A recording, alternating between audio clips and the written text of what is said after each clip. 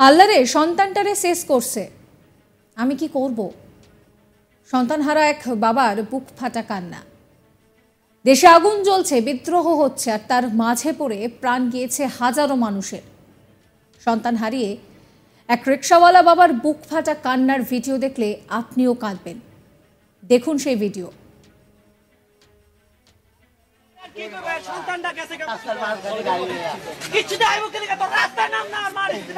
আমি হলে কি করবো রে?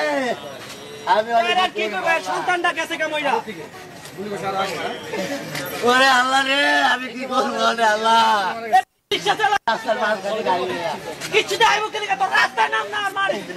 আমি হলে কি করবো রে? আমি সন্তানটা গেছে কামইরা। ওরে আল্লাহ রে, আমি কি করবো রে আল্লাহ? ভিডিওতে আপনারা দেখতে পাচ্ছেন যে ওই বাবা কাঁদতে কাঁদতে বলছেন যে আল্লাহ রে, সন্তানটারে শেষ করছে, কি করব? পরিস্থিতিটা কি ভাবতে পারছেন? এদিকে আর এক রিক্সা চালকের ছবি আপনাদেরকে দেখাবো, যিনি বলছেন যে এই হারামের সরকার আমরা মানি না, মানব না, এই অবৈধ সরকার মানি না, মানব না, মাফিয়া সরকার মানি না, মানব না। এইরকমই স্লোগান উঠছে, সরকারের বিরোধিতা চলছে, লড়াই চলছে, সরকারের নীতির বিরুদ্ধে বিরোধিতা চলছে, কিন্তু এত কিছু করেও সমস্যার সমাধান নেই।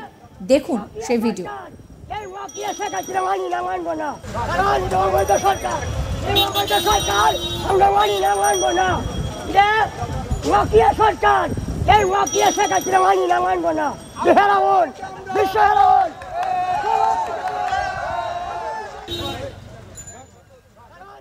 বাংলাদেশে আন্দোলনের জেরে মৃতের সংখ্যাও বাড়ছে, আর তার মাঝে সরকার বিরোধী স্লোগান উঠছে। বাংলাদেশি রিক্সা চালক তিনি রাজপথে দাঁড়িয়ে পুলিশের সামনেই বলছেন যে হারামের সরকার মানি না, মানব না, অবৈধ সরকার মানি না, মানব না। খুব স্বাভাবিকভাবেই এই মুহূর্তে বাংলাদেশের যে পরিস্থিতি, তাতে করে উত্তেজনার পারদ চড়ছে। এক বাবা তার সন্তানকে হারিয়েছেন, তার কান্না, সেই ভিডিও যেরকম সামনে এসেছে, আর এক রিক্সা চালক পরিষ্কার পুলিশের সামনে গলা উঁচু করে বলার ক্ষমতা রাখছেন যে এই হারামের সরকার মানি না, মানব না। সেই ভিডিও দুটো আরো একবার দেখাবো আপনাদের।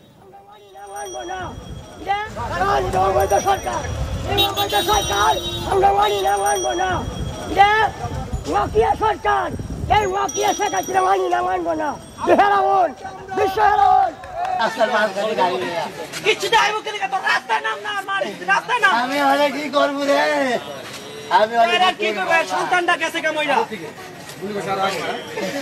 ওরে আল্লাহ রে, আমি কি করবো রে আল্লাহ?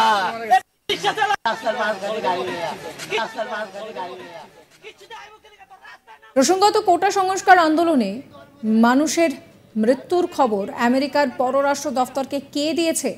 সরাসরি প্রশ্ন তুলেছেন প্রধানমন্ত্রী শেখ হাসিনা। এত কিছু করে নতুন করে যেন রহস্য দানা বাঁধছে। কেন এই কথা বললেন তিনি? তাহলে মৃত্যু নিয়ে কি ভয় পাচ্ছেন? মানে গোটা বিশ্বের কাছে মৃত্যু গোপন করতে চাইছে হাসিনার সরকার? প্রধানমন্ত্রীর এই বক্তব্যকে কেন্দ্র করে নতুন করে প্রশ্ন উঠতে শুরু করেছে। আরেকটা প্রশ্ন, যে ঘরের কথা কেই বা জানালো? তাহলে কি সর্ষের মধ্যেই ভূত রয়েছে, যারা কিনা দেশের গোপনীয়তা অন্যের কাছে ফাঁস করে দিয়েছে? সংরক্ষণ বিরোধী আন্দোলনে গত কয়েকদিন ধরেই উত্তপ্ত বাংলাদেশ। ঢাকার রাস্তা কার্যত লোকশূন্য, দূর দূর পর্যন্ত ধু ধু করছে রাস্তা, কোথাও লোক নেই। শুধু দেখা যাচ্ছে যে বন্দুক হাতে টহল দেওয়া বাংলাদেশি আর্মি। হিংসা ঠেকাতে হাজার হাজার সেনা নামানো হয়েছে, প্রত্যেকের হাতে বন্দুক।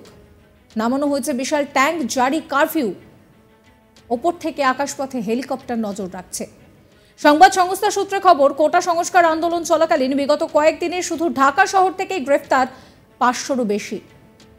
বিক্ষোভকারীদের চাপের মুখে পড়ে কিছুটা হলেও পিছু হটতে বাধ্য হয়েছে বাংলাদেশ সরকার। রবিবারই বাংলাদেশ সুপ্রিম কোর্ট নিয়োগ প্রক্রিয়ায় কোটার ক্ষেত্রে হাইকোর্টের রায়কে খারিজ করে দিয়েছে। বাংলাদেশের শীর্ষ আদালত জানিয়ে দিয়েছে কোটা ব্যবস্থায় সংস্কার আনা হবে।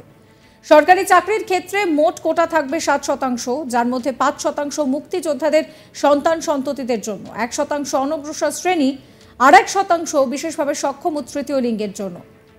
বাকি 93% নিয়োগ হবে মেধার ভিত্তিতে।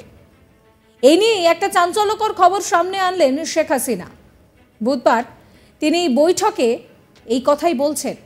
কোটা আন্দোলনে নিহত তথা লাশের খবর মার্কিন পররাষ্ট্র দপ্তরকে কে দিয়েছে তা নিয়ে প্রশ্ন তুললেন শেখ হাসিনা। তিনি বলেন যে আন্দোলনকে কেন্দ্র করে ঢাকার আশেপাশে সারা দেশ থেকে শিবির ও ছাত্রদলের ক্যাডাররা এসে আশ্রয় নিয়েছিল।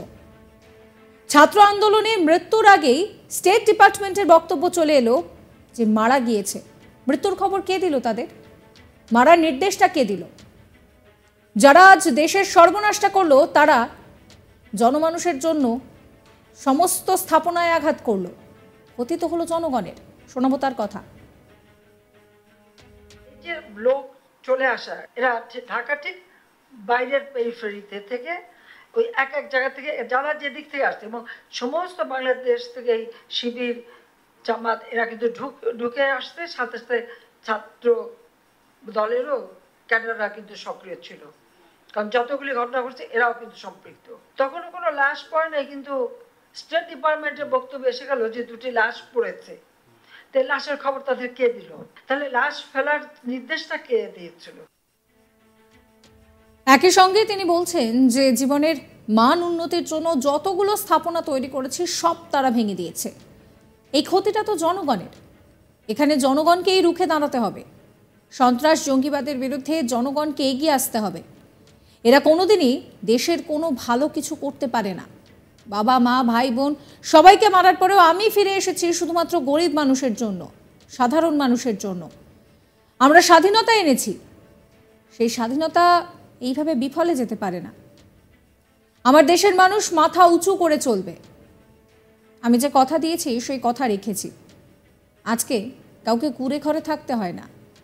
যতক্ষণ আছি ততক্ষণ মানুষের জন্য করে যাব। তাতে কে কি বললো কিছু মনে করি না। আমি চাই দেশের মানুষ ভালো থাকুক।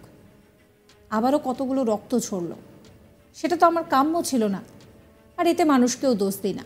শোনাবো তার কথাও।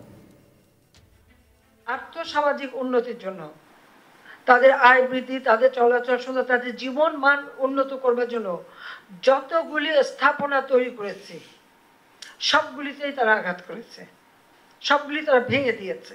তাহলে ক্ষতিটা কার? নিশ্চয়ই জনগণের। এখানে তো জনগণকেই রুখে দাঁড়াতে হবে। এই সন্ত্রাসের বিরুদ্ধে, জঙ্গিবাদের বিরুদ্ধে জনগণকেই সোচ্চার হতে হবে, কারণ এরা তো কোনোদিনই কোনো দেশে তো ভালো কিছু করতে পারেনি। বাবা মা ভাই বোন সবাইকে মারার পরেও আমি ফিরে এসেছি কেন? ওই গরিব দুঃখী মানুষের জন্য, সাধারণ মানুষের জন্য।